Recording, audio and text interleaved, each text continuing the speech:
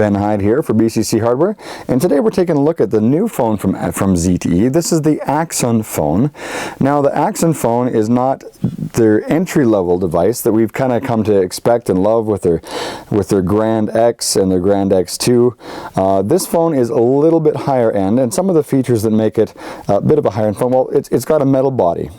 First of all, it's not just your cheap plastic, it's actually got a metal body. It feels very nice. It's got a dual lens camera with dual flash. That dual lens camera allows you to take take one photo and actually be able to after picture focus your image based on some of the camera settings they've got going on. So that's one nice thing. Other thing that you'll notice kind of here as we rotate the phone a little bit, your volume rocker here has got gold trim to it, as well as your power button and your dedicated camera button. That's one thing that's interesting about this phone. It has a dedicated camera button. We'll get to that more here in a little bit. But it's just a very elegant phone. It actually boots up really fast for a $400 phone. This phone is $400 off contract, $200 or lower on contract. I believe you'll be able to see it free on a lot of contracts here. And it's got the ZTE, this is what we've shown before. It's kind of got the ZTE, page transition, random animations you can turn on or off. I kind of like it. It's just different. Other phones don't do it like that. So just with the stock launcher, it does that. Of course, if you enable the Google Now launcher, you will lose that little fun thing. So one thing I have noticed with this phone, we're going to load up a few applications here, which load up quick enough for sure. So we got our email, we got our other stuff going on here. We're going to go over and launch some games. I don't know if you noticed that there, but there definitely was a little bit of screen lag at times. It's not bad, but I would expect, I would hope in some ways that there wouldn't be any, but most of the time there's not. Every now and then you get a little bit of screen lag, which is kind of weird because it's got lots of horsepower. It's a quad-core processor. It's got 2 gigs of RAM. This one comes with, I believe, 32 gigs of internal storage.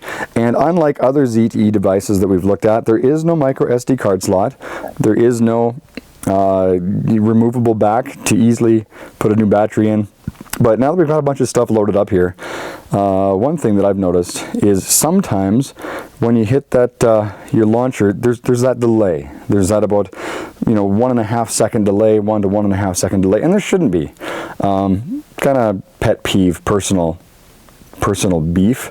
Not huge, but just sometimes, you sit there and you touch it and nothing happens, so you touch it again, and it really was actually going to launch anyhow. It's just sometimes there's some delay. And sometimes you might miss the button as well because it's kind of built into the bezel of the phone. It's not on screen like some other Android devices.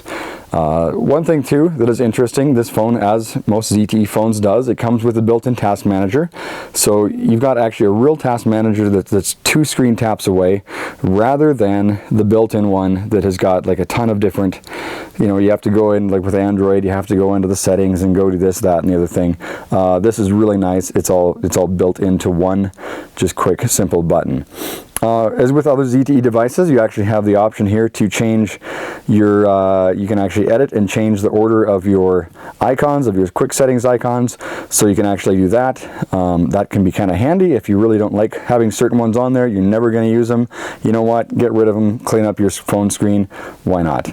Also here, according to, like with most ZTE phones, we've got this whole, wrong spot, we've got this whole hotspot thing that we can actually adjust and do and tweak. We can manage users. We can actually have a block list, so that's pretty nifty. Other things we can do, we can go to the advanced settings. We can specify all of our network settings, which is pretty nifty, pretty unique, not normal for most devices that they can do that. So I don't know, that's just one thing that I thought was pretty cool with ZTE devices, is the fact that you can actually go really and specify and customize little things like your Wi-Fi hotspot all built in.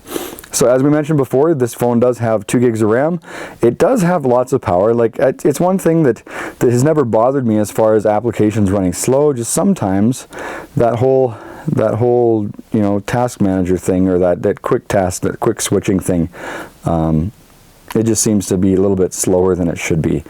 Other than that, This is a very solid device, 1080p screen, brilliant colors as you can see. I mean, there's definitely nothing wrong with the screen. It's got like a HTC One M8 or M7 or M9. It's got speakers top and bottom. Like I said, it has a dedicated camera button, so a double tap on your camera button should launch your camera app. There we go. And then, so camera features in this device include a few things that are kind of nifty. We've got auto, and we've got our filters, and we can quickly switch to video, and then we've got our modes with sport, panorama, multi-exposure, full manual control, which is kind of nifty for me as a wannabe photographer, where you can actually specify your exposure compensation, your white balance. Everything is just very, very quick, whether your focus is center weighted or not. It's very quick, really, really kind of nifty.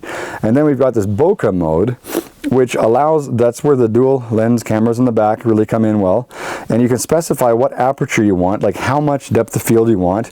You can take the picture, and after you've taken the picture, then you can actually go and specify like where you want the focus point to be.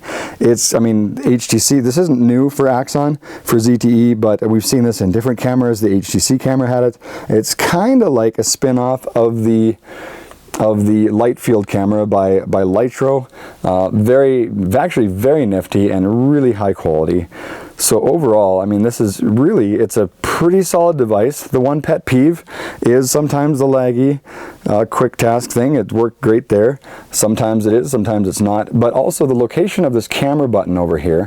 When I talk on my phone, of course, Apple will tell me I'm holding it wrong, and maybe ZTE will say the same thing. But when I'm holding my phone in this hand, sometimes if I'm talking to my phone, I will launch the camera app, which is kind of frustrating, but at the same time, I mean, it's not the end of the world. It's just, the thing is, I don't know where else you'd place the button, right? I mean, it's not ideal for me, but I don't know where else you'd place it that would actually be better for everybody. But that's the ZTE Axon. It's actually a very, very beautiful phone from ZTE, very affordable.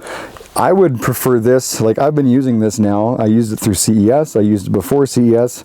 I've been using this phone for a while, and it replaced my Nexus 6, which I really, really love, and I don't miss my Nexus 6. This phone is that solid that, and it's almost a pure Android experience, as you can see by, you know, the settings and stuff like that. If you go into the settings area, I mean, it's basically, it looks like pure Android. Overall, the feel of it is pretty much pure Android with just a different skin launcher. Of course, folder creation and everything else is slightly different, as well as widgets, but I mean, it's very, very intuitive, very easy to use, nothing overly complicated. It just plain works like I expect from ZTE. Again, this is Ben Hyde from BCC Hardware, taking a look at the ZTE Axon Pro. We will catch you next time.